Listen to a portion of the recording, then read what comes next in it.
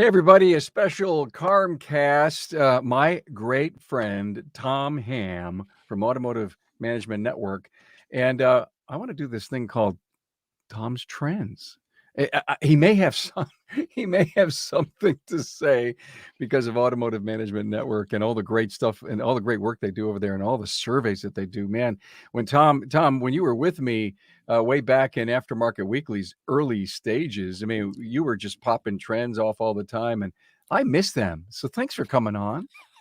Oh, we love to come on. It's our favorite thing to do. Very, very good. I love it. Well, then it's going to be easy. Maybe once a month we'll get together and you'll pick some fabulous gems that you uncover over there on Automotive Management Network. Now, so here's what we're going to talk about today, everyone. Tom has done some very interesting research, and he has an opinion or three on the technician shortage and the age of techs and how many techs are not even leaving the industry for certain reasons. So the survey that you did, Tom, 2016 and then again in 2021, we're going to put a graphic up if you're watching us live. And if you're not watching us and you're listening to the audio podcast of this, we will not leave you in lurch. We will actually explain the numbers that are up there. But let's put up that survey. So interesting that the under 35. Now, who's answering the survey? These are shop owners answering. The question is, what is the average age of technicians in your shop? So they may have 2 technicians, they may have 10, but we're just asking them, what is the average age, and just do the math on it and tell us what it is. And that's how we did the survey. And we basically did pretty much the identical survey 5 years apart. And I was curious not too long ago to see, has that changed significantly or not? Mm-hmm. So let's cover this first line, under 35. Yeah, that's quite a drop. And I think we often think of a lot of technicians being in that age group, and there still are. But the difference between 1 out of 3 and 1 out of 5 is huge. So for the sake of our audio listeners, under 35, 2016, the industry responded 34% of technicians were under 35 in 2016. And now 2021, 20%, down 14. It's huge. Oh, it is huge. Absolutely. What do you think? What do you think the difference? I mean, it basically shows that there's not a lot of young people joining the industry. Yeah, I think there's a lot of good reasons in there. In a way, the reasons are obvious, but it's just things that we've gotten used to. The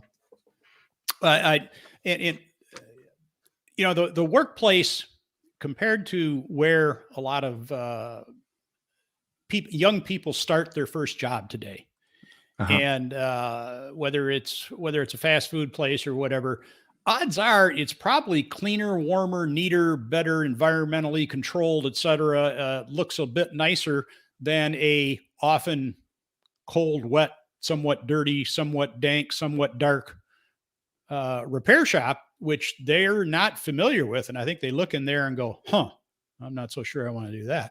Yeah. And I've heard just anecdotal stories of high school kids talking that, to the fact of, I'm going to go work at McDonald's. I'm going to work at Burger King. One of the kids says, well, I'm thinking of working at such and such garage. And they laugh at him like, why would you want to work there? Yeah, the negative paradigm still exists. By the way, Tom, I have to tell you something. I did this incredible interview today, and it's with a teacher counselor that has a program called Big Picture inside the school. And it's a international program where they connect shadowing and internship programs with kids that basically, I don't want to go to college thing. And so they're doing it with all kinds of skilled trades. You will love this episode. It has so much power and impact because part of the gap that I think exists in our industry, and I cover this in the episode, is how do we start as shop owners? What do we do to get to the school? Are they even interested in us? And she gives this great example of a local shop here in Buffalo invites 15 students and a bunch of teachers in to have a tour. And they couldn't stop talking about it when they got back to the school. All the high-tech stuff they saw, how clean the operation was. We, Tom, have to change that paradigm of our industry. And it's almost like a call to action episode is to, okay, what do we have to do? And it's from an educator's perspective. So I'm with you on that. Let's put that survey back up for our video people. Now the 36 to 50 age bracket, that didn't change much. No, it didn't change much. It's just people going from the just people moving up the ladder. The same number moved in, and the same number moved out. So it's basically unchanged. Yeah, I see that. And it basically says we have an aging workforce. We have an aging workforce. And then the over 50 bucket, that's profound. 2016, it was 9%. 2021, your survey comes back at 24. Yeah, is that fun or what? Yeah, and so what are we gonna? And so what's next? And I guess part of the question that I have for you for later is, are the techs that are aging up going to stick around? And if they're going to, part of is our role of management to keep them and to engage them and to excite them? And what do we need to do? Have we been asking our older techs? So what are your plans? What are your goals? Sure. Well, let me back into the other, on the younger techs. Let me finish a couple details on that, and then we'll go to the older ones. Yeah. But the primary source of those young technicians is gone, and what I mean by that is the gas station.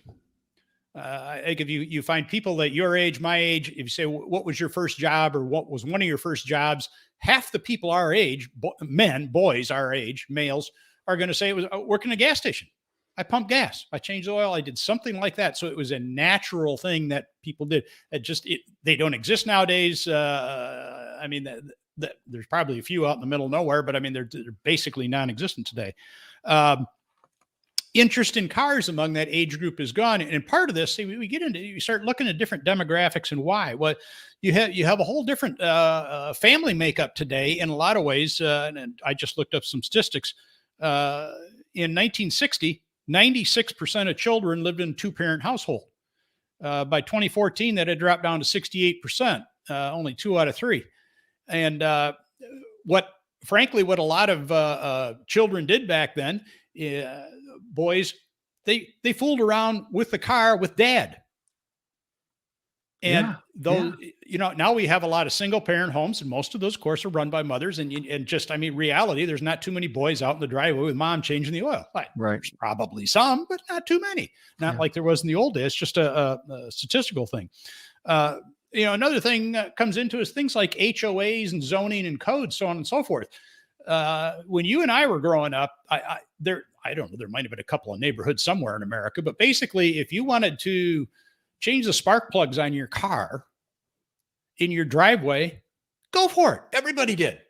It was just a common thing. And whether you had a high-end house or low-end house or wherever you lived, everybody did that. There were no rules around what you could or could not do in your driveway, right? No, and the culture's changed in so many ways. We're down here, this house down here, we have a fairly strict HOA, and it's kind of funny. People complain about it, but then if you drive around the neighborhoods that don't have HOAs, it's really amazing to see a neighborhood full of $500,000 houses with like appliances in the front yard and knee-high grass.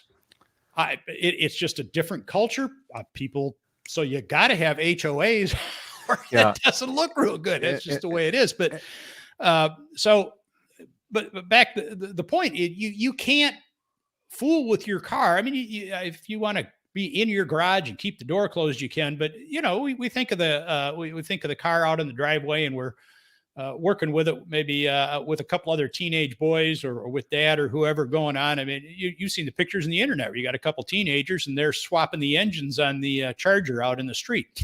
It's just the way it was. And nobody really complained too much, but everybody was fairly well behaved about it. They didn't get carried away, but that's gone. Let me stop you for a moment. Let me stop you for a moment and just define the acronym HOA, because I'm sorry. No, it's okay. I've been so sensitive to acronyms on the show that I always stop my guest and say, okay, I knew what it was, but maybe the next guy doesn't. Yeah, the term, it's a term for a homeowners association. It might be a condominium, it might be a house, but it's some kind of a governing board of your subdivision that you live in. and they tell you when you can put your Christmas decorations up, when you can take them down, what color your chairs can be on your front porch, and so on and so forth. And, again, it sounds, and it can be, they tell you what kind of lettering you have in your mailbox, and on and on and on. It's all kinds of stuff. But and trust me, working on cars in your driveway is pretty much forbidden. That don't happen. So how do you deal with those kind of rules, Tom? Because you're not a rule guy. Well, like I said, one way we've learned to appreciate them somewhat from Okay. seeing, if you're down here in Florida, that's just kind of the way it is. If you want it to be nice, you have to live with a fairly strict one. And this one isn't too terribly bad. And I guess I'm getting older, and I don't violate the rules as much as I did at one time. So this is our fourth place in Florida and our fourth HOA. So I don't know. You get used to them. Some are worse than others. You're softening up. Yeah. Well, from an HOA standpoint, I am. Yes, sir. Anyway, so many of you maybe don't know enough about Tom. He has a shop up in Detroit, and he does spend his winters in Florida, which is what every shop owner, I'm sure, aspires to do. Come on down. Yeah, I know. And every time I get together with Tom, he reminds me of what the temperature is in Florida and what the temperature is up here in the north. So thank you for grinding away, as you always do. Oh, absolutely. Yeah, well, somebody's got to do it. Oh, this next trend I find so fascinating, Tom. Almost no techs are leaving the industry either. Right. And we tend to talk about the part one of this trend, which is the young ones not coming in. It's fairly well established. People say, yeah, we've talked about that before, but we haven't talked a lot about the other end. And people are staying longer, and I think they're staying longer for a whole variety of reasons. I think the need is there. So they're more, quote, needed. And when they're more needed, they're paid better and they're persuaded to stay, et cetera, obviously. Pay is better. Especially, you want to keep these older experienced guys there. I think health in general, there's various negatives in our society nowadays, but overall the net health of say a 60-year-old technician today is better than it was 30, 40 years ago. That just for a whole variety of cultural reasons.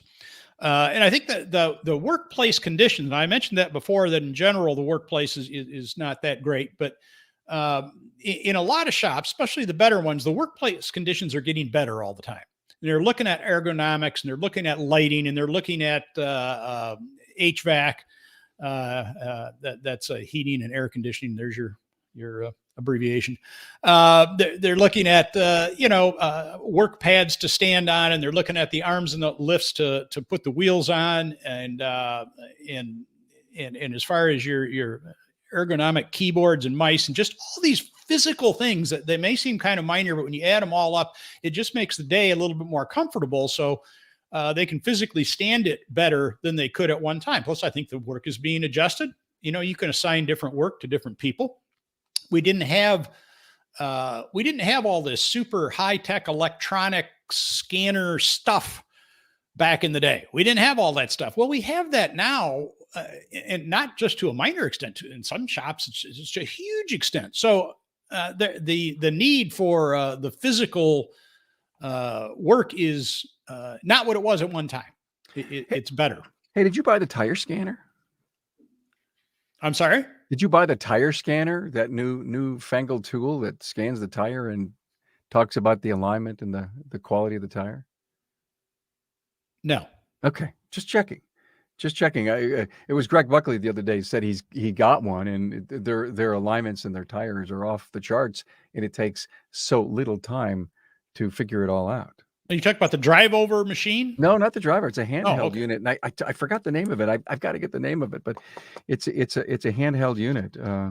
My guys haven't found that yet, because that's what we buy. We buy what they ask for. All right. Well, for whatever reason, they haven't found that yet. Hey, let's go back to the better pay thing, Tom. Obviously, we've got to be running better companies in order to make the right profit, setting the right labor rates to have the money to pay the better rates. Yeah, and I think what's happened here is the better shops nowadays are consistently have their techs turning 50, 60 hours a week. And it's not because they're running around like a chicken with their head cut off. They're just the estimates are done better. The efficiency of the whole operation, the downtime between cars, between parts, between authorizations, all that sophisticated stuff. When you really start to employ it all, you can take this tech who's at a shop and he's stuck at 35 hours, and you put him in a different shop, and then that first week he does 55 hours. He goes, "What in the world happened?" Well, it's just the operation is run so much better.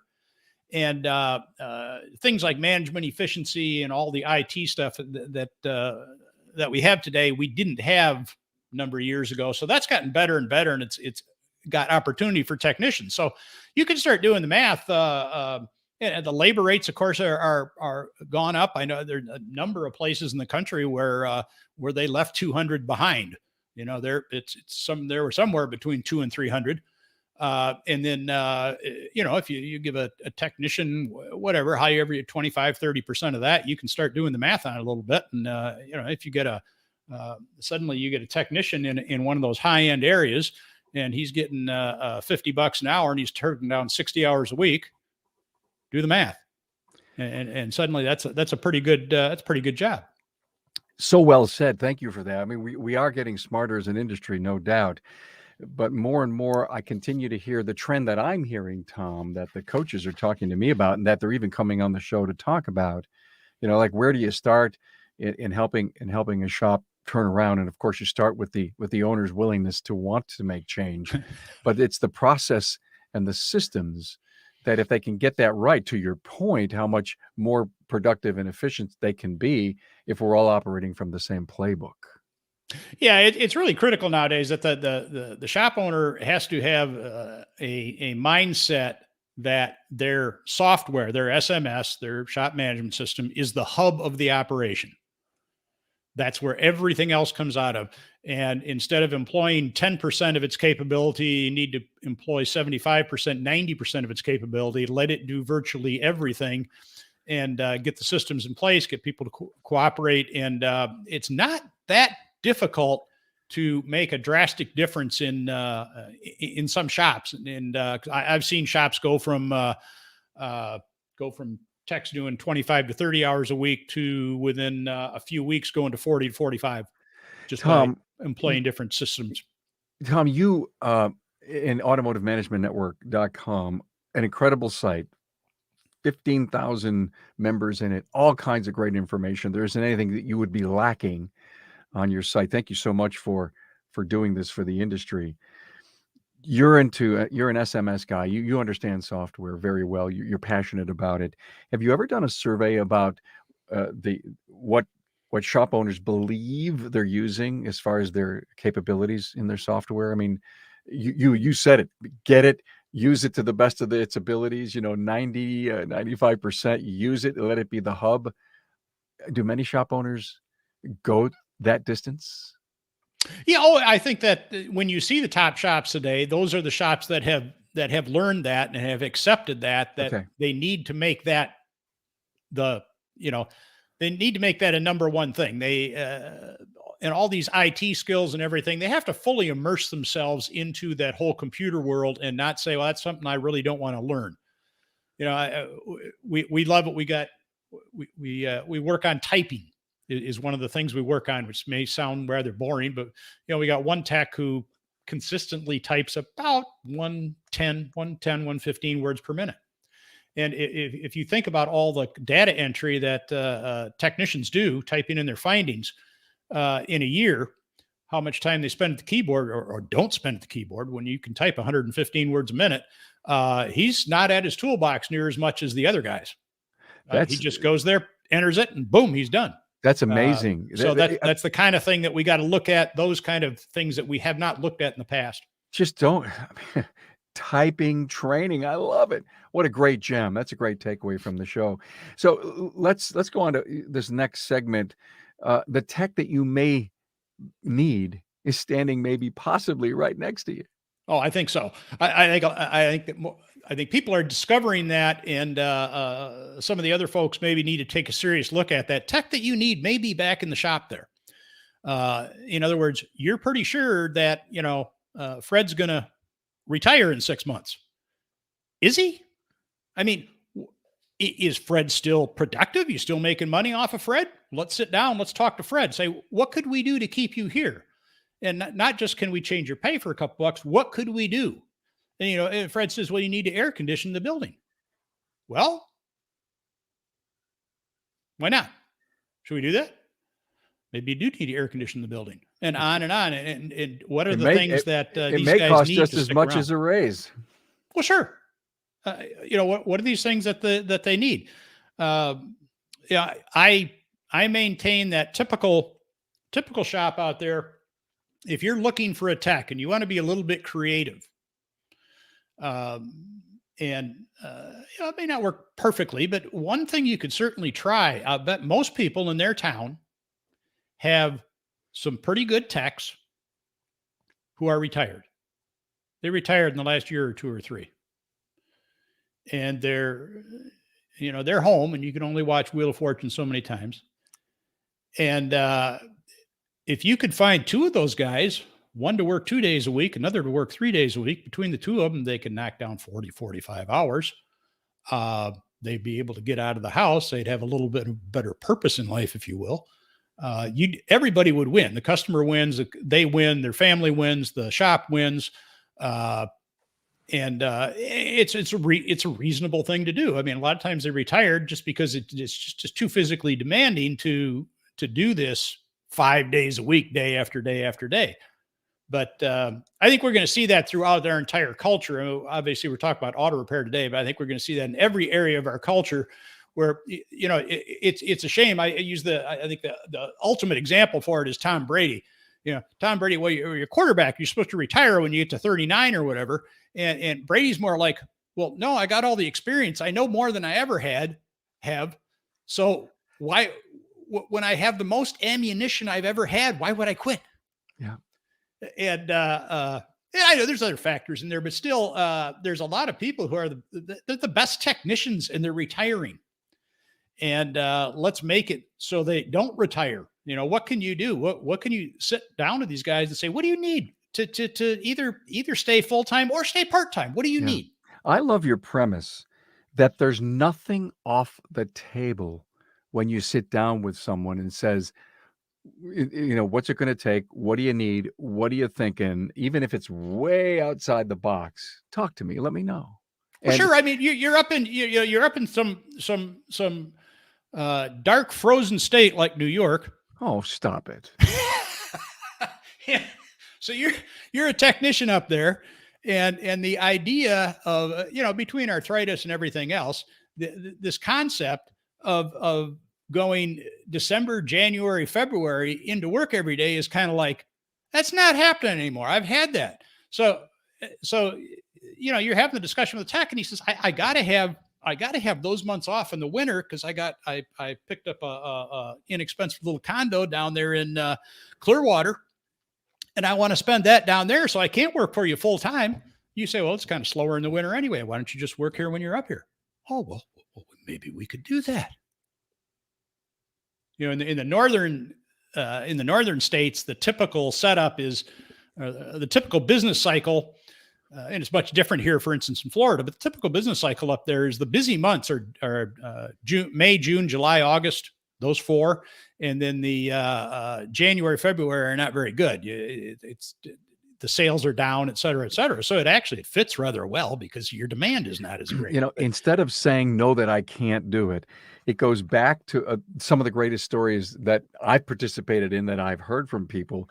All of a sudden, we have a COVID crash that's happening to our business, and we're down two of our best guys, but we survived. You see, we picked it up, we figured it out. So if we want Charlie to come back 9 months of the year, and we're saying, hey man, can we call you if we have a problem? Can we talk to you? Let's communicate through Slack. Let's have a phone connection to you, even though you may be having a margarita by the pool. And I think that's as creative. And to your point, we have to start thinking like this. Oh, absolutely. And other, what ties in there a little bit, we make this mistake in assumptions. We think of our planning. They say, well, what's that going to look like 10 years from now? Oh, don't worry about it. The world's going to be so different 10 years from now. It won't matter. If you're trying to plan, I mean, general planning is one thing, but if you're trying to plan real detailed things more than about 2, 3 years out from now, you are wasting your time because Yeah. it's going to be different. Hey, Everything is changing rapidly, technology especially, and let's just worry about the window about 2, 3 years out here.